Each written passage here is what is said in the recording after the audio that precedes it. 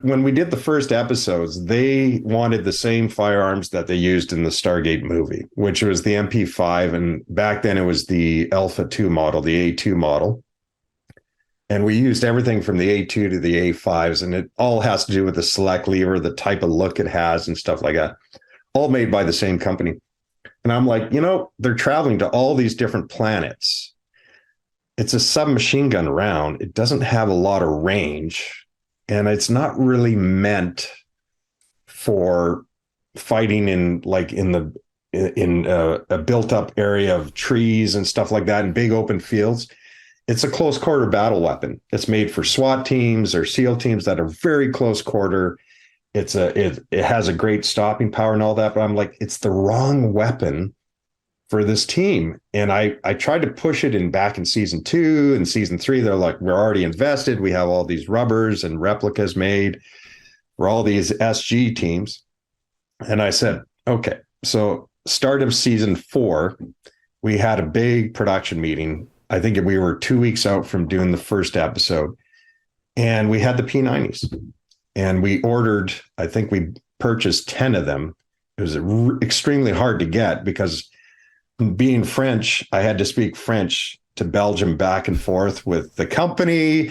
And lucky because of that, they said, look, we'll give you the firearms, but they can't be used in bad taste. They have to be a positive effect. I call it the Top Gun theory, right? And I said, finally, we got the firearms, and I think we got them about a month before we went to that meeting. And so I'm like, you know what? I'm going to bring this firearm, obviously clear and safe, to the production meeting.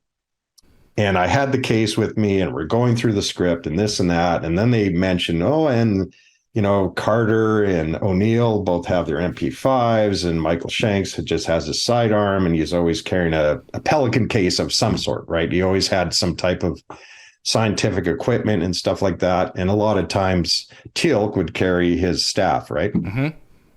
So one of the producers, and I think it was Brad Wright, goes, Rob, just a question, what's in the case behind you? I'm like, aha.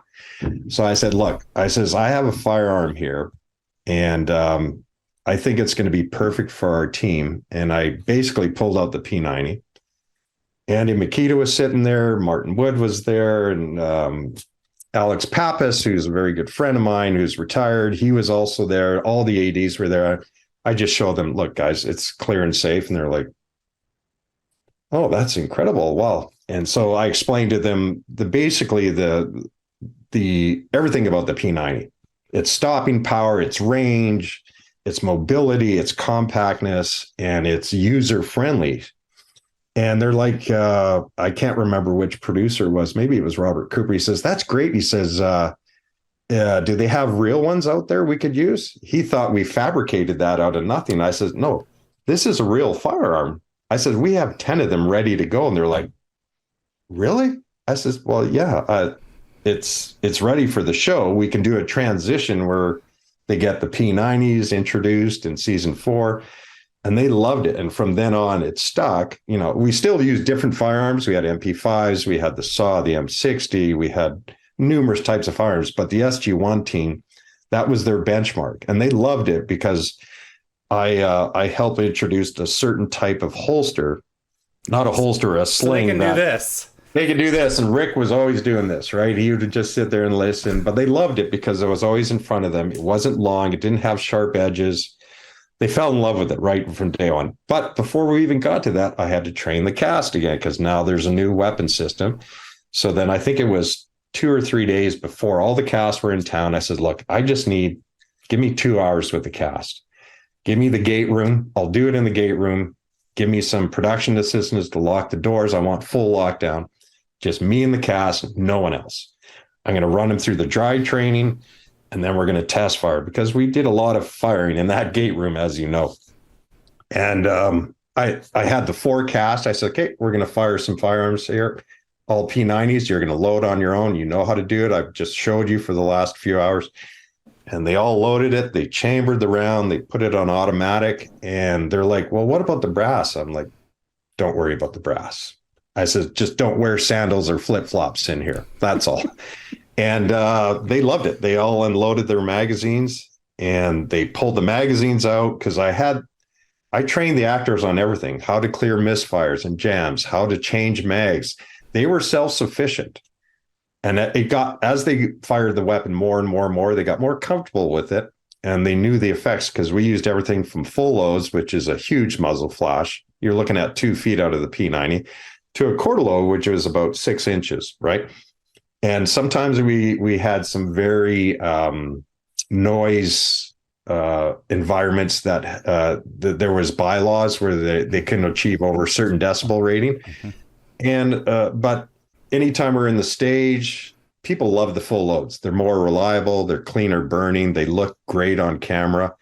And the muzzle flash is so big that a lot of times the film would cover multiple flashes compared to HD today, which pretty much captures all of it. And a lot of times the quarter loads were so minute, they don't have to enhance it by CGI, but they had something at least. I had options for them. And then we had these high-end rubbers that were made for the actors when they weren't firing. And then we had really good replicas. So I actually had 3 of everything, 3 replicas for each actor, 3 rubber guns for each actor, because sometimes there was a stunt double or there was a second unit filming that day and I had to match them 1-to-1. There couldn't be anything different.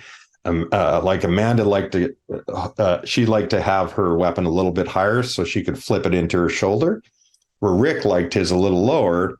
Chris didn't care. He was like, okay, whatever, it fits, it's great and all that. And Michael Shanks would be like, yeah, okay, Rob, I want it just off-centered a bit. I'm like, no problem. So I modified a lot of their slings and everything was great and stuff like that. And then it was as simple as, okay, we're doing a stunt here. And I would unhook the real P90 and put on a rubber one. Boom. And then they'd go to do the stunt. It was we had foam rubbers, we had hard rubbers, you had all different types. We had a whole team of prop molders that were making everything, and they did such a great job.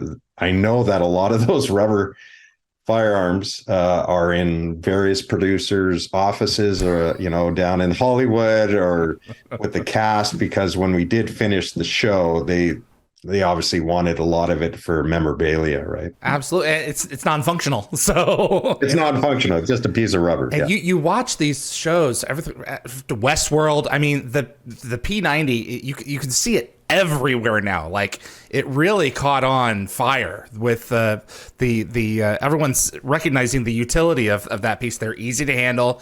I've held one myself. They're just right for the show. Thanks for watching this clip from Dial the Gate. You can find the full live stream shows on our YouTube channel or visit dialthegate.com for the complete schedule. See you on the other side.